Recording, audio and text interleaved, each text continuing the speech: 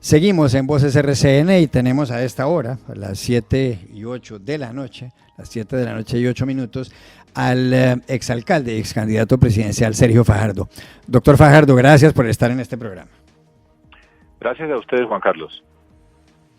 Doctor Fajardo, hace pocos minutos el presidente de la República, Iván Duque, con posterioridad a las marchas de protesta de ayer y a la declaratoria de toque de queda en Bogotá del día de hoy, pronunció un discurso breve, que lo han visto en toda Colombia, y entre otras cosas ha hablado sobre el comienzo de lo que él ha denominado una conversación nacional, una invitación al diálogo con distintos líderes de otros sectores. Aquí está lo que dijo el presidente Duque. El gobierno cree en el diálogo social. Lo hemos venido haciendo a través de diferentes medios. Somos un gobierno que escucha. La comunidad que se ha manifestado de manera legítima es la sociedad que nos ayuda a construir.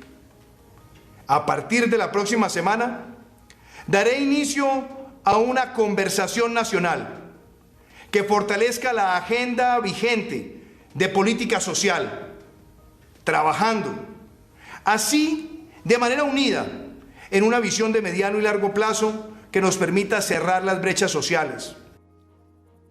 Ahí está lo que dijo el presidente de la República, Iván Duque. ¿Cuál es su reacción a este pronunciamiento del jefe del Estado, doctor Fajardo?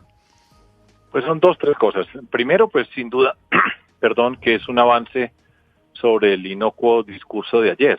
Ya está hablando de conversar, de desatar una conversación nacional, que es lo que se ha venido pidiendo a gritos, y no solamente a gritos, sino a través de las marchas y las cacerolas, que ha sido pues una manifestación histórica en nuestro país, una manifestación de la inconformidad ciudadana en una forma plena, y pues ya era tarde, pero ojalá que no sea tarde, y como usted mismo señaló ahora comentando, falta ver los detalles, porque desde el primer día del presidente, desde el discurso de posesión el 7 de agosto, el presidente ha venido reiterando y diciendo que convoca la unidad, pero hasta el momento pues esa unidad no ha aparecido y no ha sido capaz de convocar. Entonces esperemos que se le dé sustancia a eso que llama el diálogo nacional, que es la gran urgencia que tiene Colombia hoy. Doctor Fajardo, ¿cuál es la gran conclusión que saca usted de las marchas de protesta de ayer? Pues es una manifestación ciudadana con una connotación que nosotros nunca habíamos visto en Colombia. Es la manifestación de un malestar. Valga la pena reiterar que desde hace mucho tiempo hemos venido insistiendo algunas personas acerca de ese malestar, esa inconformidad, que precisamente no había sido escuchada. Es una manifestación potente que supera y trasciende a las manifestaciones políticas, y es una ciudadanía libre que se expresa y que reclama atención. Es muy potente lo que ha pasado, es una barbaridad lo que ocurre con la destrucción y la violencia que algunas personas han hecho, pero esas personas que han sido violentas son una expresión mínima de lo que está sintiendo la ciudadanía en Colombia. Entonces es el momento de escucharla, y yo creo que hay muchas razones para escuchar, y hay varias raíces que no se han atendido y se tienen que atender con urgencia en Colombia. ¿Qué debería atender, a qué le debería prestar atención el presidente Iván Duque al hilo de lo que usted acaba de decir? ¿Qué es aquello a lo cual él no le ha prestado atención, a lo que le ha hecho oídos sordos? O no ha entendido, porque puede ser que haya, como él dice, que el gobierno escucha, pero entonces no ha atendido. Lo explico en 2 puntos. En primer lugar, en Colombia tenemos la urgencia de ponerle atención a nuestra juventud, a los jóvenes en Colombia. Hay un malestar grande de esa población joven. Esta población joven de hoy es una población inteligente, que está preocupada por lo que está pasando, que se está haciendo protagonista de su propio presente, en contraposición con esa idea de que los jóvenes son el futuro, pues hoy son el presente, y esa juventud necesita una cantidad de respuestas, porque como podemos ver, en Colombia las clases más pobres tienen sus hijos que no encuentran un camino en la educación con calidad para poder trascender y avanzar en el contexto social. Al mismo tiempo, muchas clases medias son clases medias agobiadas por los costos de la vida, por la incertidumbre que tienen nuestros jóvenes, porque un tema fundamental tiene que ver con el empleo, con la capacidad de educarse, pero al mismo tiempo la capacidad de tener empleo y de responderle a esas necesidades de esas familias de clase media que luchan, que trabajan, que no encuentran respuestas y que poco a poco se van tornando su insatisfacción en desesperanza. Colombia tiene que afrontar rápidamente esos problemas centrales como asociados con lo que son la reforma laboral, la reforma pensional, el empleo para jóvenes, un gran proyecto de educación para nuestro país. Y le doy un ejemplo de lo que podría hacer el presidente ya. En enero primero se posesionan 1.102 alcaldes en Colombia, 32 gobernadores. Es el momento de convocar a todos esos alcaldes y a todos esos gobernadores para que el gobierno nacional, trabajando con las nuevas autoridades, impongan en todo el territorio colombiano un programa para la juventud en Colombia, un programa para la juventud que tenga que ver con la calidad de esa educación, con la relevancia de esa educación, con el empleo que no tienen hoy y que cada día es más agobiante las circunstancias que como está cambiando el mundo que se tienen que enfrentar, en el que participen empresarios, en el que se participe todos esos gobernantes para que se pueda hacer el gran programa para la juventud en Colombia, para esos jóvenes sin futuro, que hay una cantidad de jóvenes hoy marginales que no tienen ningún tipo de oportunidad, para los que están estudiando hoy, que han reclamado de forma legítima y juiciosa durante estos últimos años, para darle una respuesta. Convocar a los nuevos gobernantes, hacer los pactos en cada ciudad, en cada región, pero que tengan sustancia, acompañando a los nuevos gobernantes que van a tener y van a buscar herramientas para gobernar, y ese es el momento preciso para que todo eso que se dice de concertar y de escuchar se transforme en realidades específicas por todo el territorio colombiano. Doctor Fajardo, hay quienes le han pedido al presidente Iván Duque que convoque a distintos líderes políticos y sociales a esa conversación nacional. ¿Usted está dispuesto a asistir a un encuentro de esos para debatir con el presidente pues cómo se pueden llevar adelante, por ejemplo, el proyecto de reforma laboral, el proyecto de reforma pensional, que eran dos de los asuntos centrales por los cuales fue convocado el paro ayer? Por supuesto. Creo que estamos en la obligación de participar, de aportar desde nuestras diferencias y demostrar que nosotros podemos ser diferentes sin ser enemigos y ayudar a construir. Pero eso es un diálogo que requiere un liderazgo que empieza por saber realmente escuchar, entender razones de diferentes puntos de vista para realmente dar soluciones. Pero esa es una obligación, convocar para que Colombia no avance en el mundo de la violencia, de la rabia, de esa insatisfacción que es creciente, y es nuestra obligación, por supuesto, participar en cualquier diálogo de esa forma, porque además es urgente. El gobierno nacional también tiene que establecer un diálogo con el Congreso de la República. El equipo de gobierno no ha sido capaz de establecerlo y por eso estamos como estamos. ¿Usted cree que para que queden satisfechas las otras fuerzas políticas, por ejemplo, todos los partidos que tienen representación parlamentaria, es importante que el presidente Duque les abra un espacio en los altos cargos, digamos que nombren en el gabinete a figuras de gran relevancia de ciertos partidos políticos, o usted cree que eso el país lo interpretaría mal? Pues está por verse, porque el primer paso es escuchar, y entonces si se va a convocar, ¿a quiénes va a convocar? ¿A un grupo reducido de partidos políticos que han hecho parte de la política tradicional y que no han dado respuestas? Si es solamente con eso, tenga la certeza de que no va a pasar nada. Si es una verdadera convocatoria que recoja las voces de la oposición, líderes sociales y en ese diálogo nacional, pues se puede discutir elementos de esa naturaleza, pero pensar que convocando a los partidos tradicionales y con un cambio en el gabinete, dándoles participación, se resuelven los problemas, no entender que aquí hay una manifestación de la ciudadanía inconforme con la política en Colombia, molesta con esa forma de la política que no le ha dado respuestas. El cacerolazo es un gran ejemplo de ese malestar, que es una forma pacífica de protestar a una política que no ha entendido lo que está ocurriendo con el malestar de nuestra gente. Hace pocos minutos entrevistamos en estos micrófonos a Juan Carlos Pinzón, quien fuera secretario general de la Presidencia y ministro de Defensa y embajador en Washington, y el doctor Pinzón se refirió a Gustavo Petro y dijo que la Fiscalía y la Procuraduría están en mora de investigarlo porque él a través de su cuenta de Twitter está incitando a la violencia. ¿Usted cree que Juan Carlos Pinzón tiene razón? Mire, yo creo que aquí lo que hay es una manifestación ciudadana que va mucho más allá de Gustavo Petro, de Uribe, de Fajardo, de ese tipo de discusiones.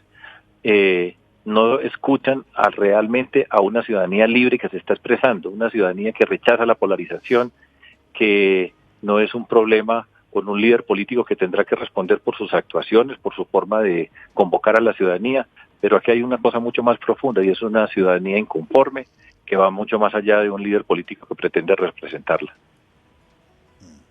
¿Cree usted que la medida del toque de queda en ciudades como Bogotá son adecuadas para evitar que haya más desmanes? Pues es una medida de urgencia con una falta de información muy grande. Sin duda hay que analizar por qué han ocurrido los desmanes que se dieron, por ejemplo, en Bogotá o la ciudad de Cali, que ha presentado esas situaciones tan dramáticas. La manifestación fue pacífica, la forma como se movilizó la ciudadanía fue ejemplar en todos los sentidos.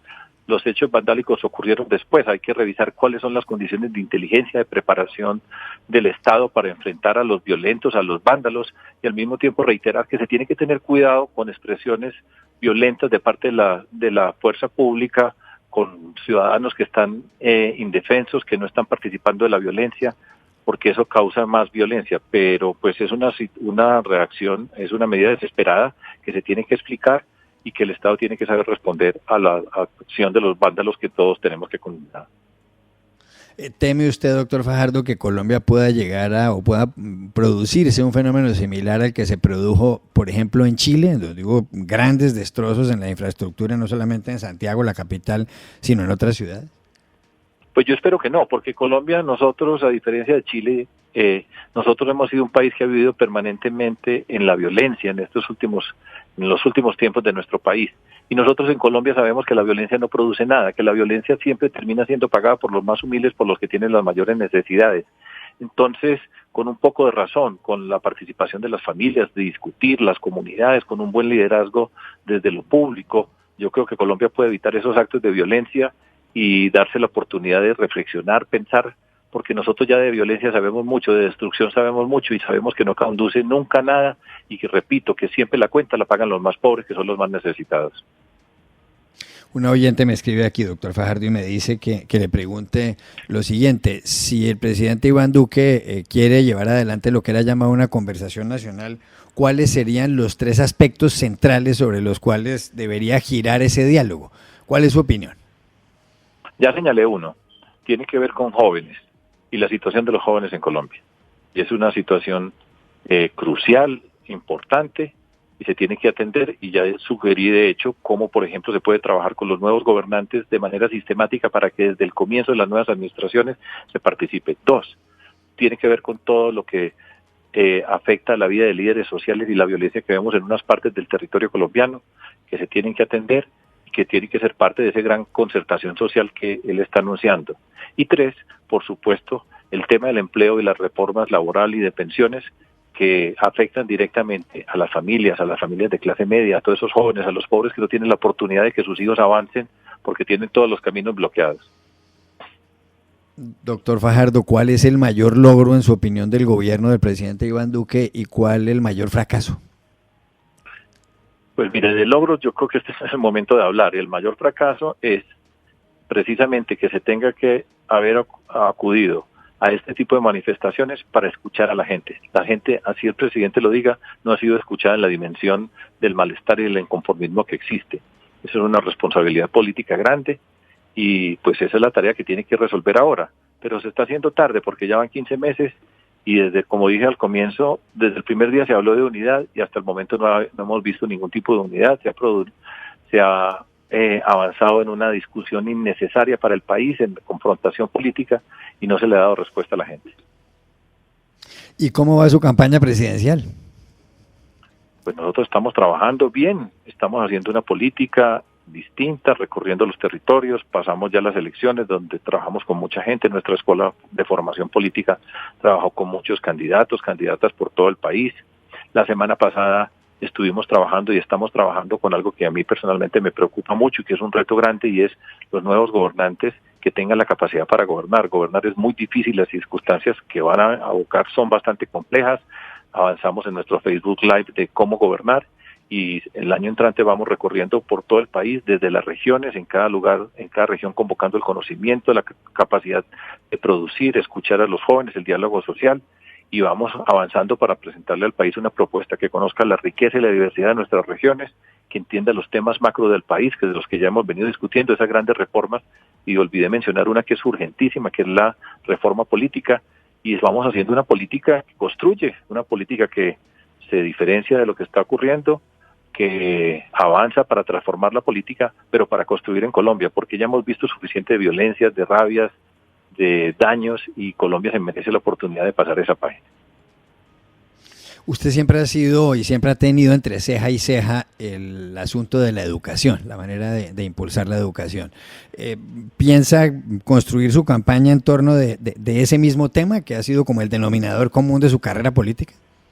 Donde yo esté siempre estará la educación. Yo soy profesor y esa es la razón de mi incursión en el mundo de la política y de lo público. Ahora tenemos que mirar esa educación para los jóvenes que no tienen futuro hoy, para la incertidumbre que existe alrededor del mundo de la educación de nuestros jóvenes, para la capacidad de convertir esa educación en actividades productivas a través de sus regiones, para convocar al empresariado para que participe de forma definitiva en crear oportunidades y empleos para las personas y para atender las necesidades de todas esas familias que están agobiadas, que no encuentran un alivio en la lucha permanente para mantenerse en esa clase media, para todas esas familias pobres que están buscando un camino, y eso sin duda, enfocado desde esa perspectiva, la educación, desde la perspectiva del empleo, de la calidad de la educación, de la productividad, de las condiciones de vida de la gente, siempre será parte de nuestro proyecto político. Dos preguntas adicionales sobre el gobierno del presidente Iván Duque. Una de ellas me la formula también otro oyente y me pide que le pregunte cuál es su opinión sobre los cambios en el gabinete, sobre el hecho de haber pasado al doctor Carlos Holmes Trujillo de la Cancillería al Ministerio de Defensa y por la designación como canciller de Claudia Blum. Pues fíjense ustedes lo que pasó, intrascendentes, pero no solamente intrascendentes, sino lo que pasó esta semana con la conversación que grabaron de embajador de Colombia en Washington, Francisco Santos, y la nueva canciller, que además se referían al ministro de Defensa, la forma como lo calificaron, la forma como entran a trabajar, pues va de para atrás. La segunda pregunta era justamente sobre esa conversación de Francisco Santos, el embajador en Washington, y Claudia Blum, la nueva ministra de Relaciones Exteriores. ¿Usted cree que por esa conversación el presidente Duque le debería pedir la renuncia a Francisco Santos? Sin duda, porque lo que demuestra esa conversación es que quien conduce, que es el señor presidente, no tiene la autoridad y el ascendiente sobre las personas que trabajan directamente con él. ¿Y usted le pediría a la doctora Claudia Blum también que dejara el cargo por lo que dijo en esa charla?